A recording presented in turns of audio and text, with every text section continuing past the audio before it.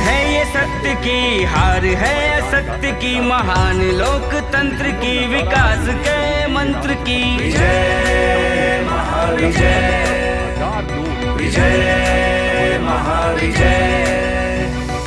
विश्व के आस की, जन के विश्वास की, धर्म के प्रकाश की, अधर्म के विनाश की। विजय महाविजय, विजय महाविजय। और यहाँ पर लोगों में उत्साह है, जोश है, वो नए भारत की नई तस्वीर गढ़ने में अपना राम शिव पार्थ की, विश्व गुरु भारत की, अपरिमित प्यार की, मोदी परिवार की। रामभद्राचार्य का विजय विजय विजय विजय विजय विजय विजय महाविजय। शंकराचार्य का आगमन जैसा नजर चाहते हैं आज के समारोह में धार्मिक नेताओं संतों की भी गरिमामयी उपस्थिति है।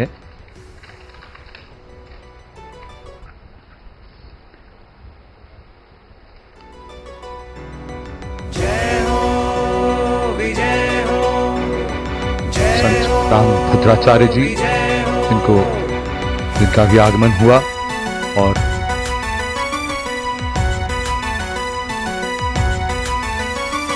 जीत है ये सत्य की, हार है असत्य की, महान लोकतंत्र की, विकास आरिफ मोहम्मद खान मंत्र की। विजय राज्यपाल विजय महाविजय। डॉक्टर जितेंद्र प्रसाद को हमने देखा जो जम्मू से सांसद हैं इस बार 18वीं लोकसभा में।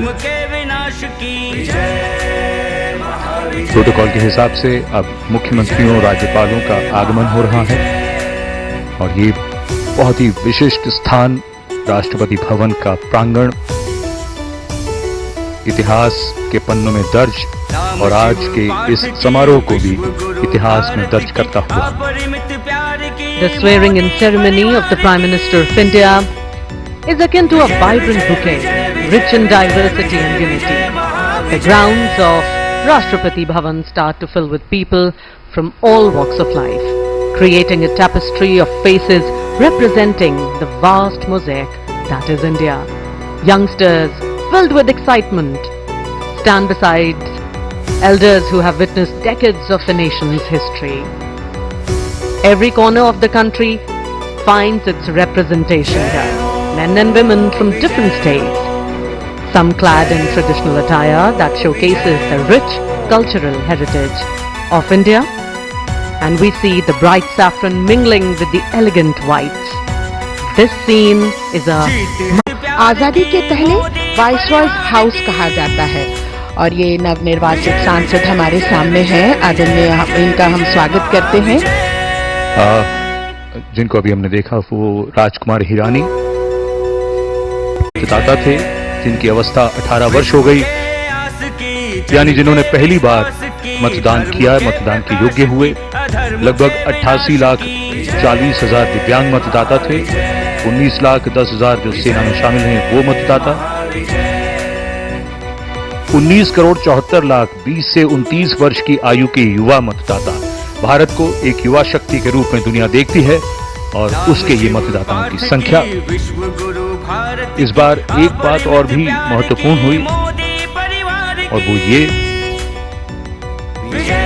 कि लगभग 82 लाख जो ऐसे मतदाता थे जिनकी अवस्था 85 वर्ष से अधिक थी, उन्हें घर से ही मतदान करने की सुविधा भी प्रदान की गई।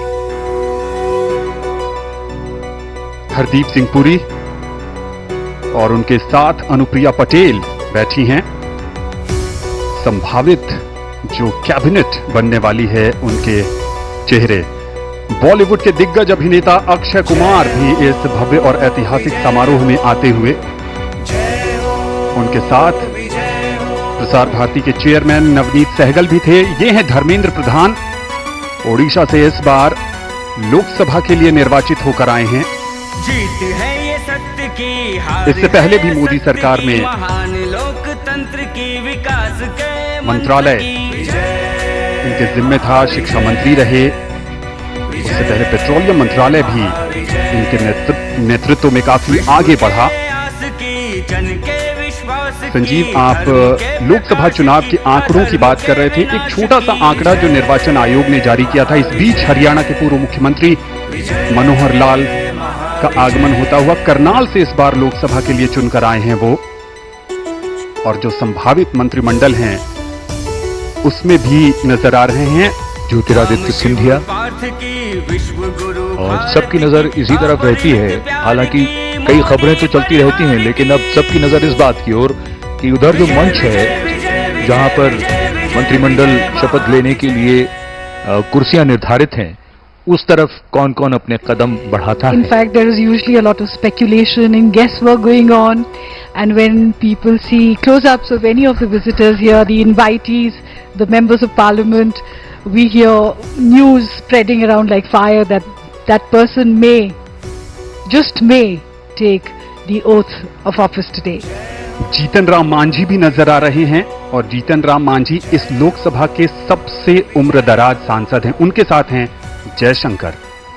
बिल्कुल, और ये सही बात है जो आप लोगों ने अभी कहा कि बहुत महत्वपूर्ण बात ये कि इससे ज्यादा आधिकारिक तो कोई बात हो ही नहीं सकती कि दूरदर्शन पर पूरा देश देख रहा है कि जहां जो कुर्सियां निर्धारित हैं, जब भी वहां बैठे हुए लोगों को दिखाया जा रहा है, देश को पता चल रहा है कि कौन कौन मंत्रिमंडल में शामिल है।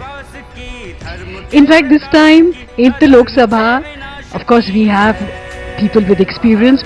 We also have 280 new members of parliament. Mr. Modi has called the 18th Lok Sabha the house of youthful energy.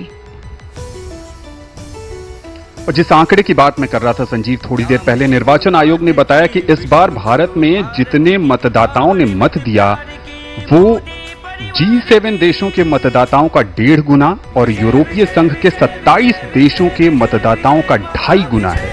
अपने आप में एक बड़ी उपलब्धि। जी बेशक आनंद, और इसे सिर्फ महसूस करना और एक प्रक्रिया को समझना। मनोज सिन्हा, उनका आगमन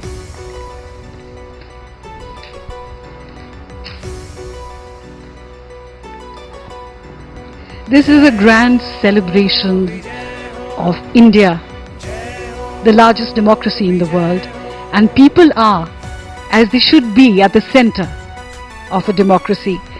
The outcome of the 18th general election is an emphatic reiteration of this tenet. The largest democracy of the world has spoken through its votes, and this is a celebration of that vibrance, that energy, youthful energy, because the youth of India came out in large numbers to vote, to speak, to express their opinion. And the new government has a responsibility to live up to the expectations of the people of India. As we reflect on the outcome of these elections, let us remember the significance of what has transpired. It's not just about the results, but about the process itself, the democratic process that lies at the heart of our nation.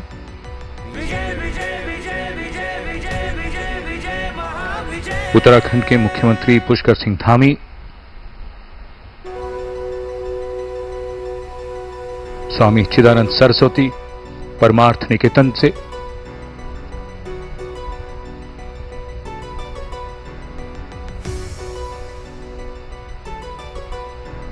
इस समय जैसा कि हम आपको बता रहे थे, अब गण्यमान्य व्यक्तियों का आगमन, राज्यपाल, मुख्यमंत्री एक एक करके यहां पधार रहे हैं, और ये राष्ट्रपति भवन का प्रांगण है जहां अब उत्सुकता अपने चरम पर पहुंचती हुई डॉक्टर मनसुख मांडविया और S Jaishankar. If only we could hear what they're talking about, Sanjeev. The excitement to know what's going on at this moment is so palpable and quite unbearable. उत्सुकता अपने चरम पर पहुंचती हुई अभी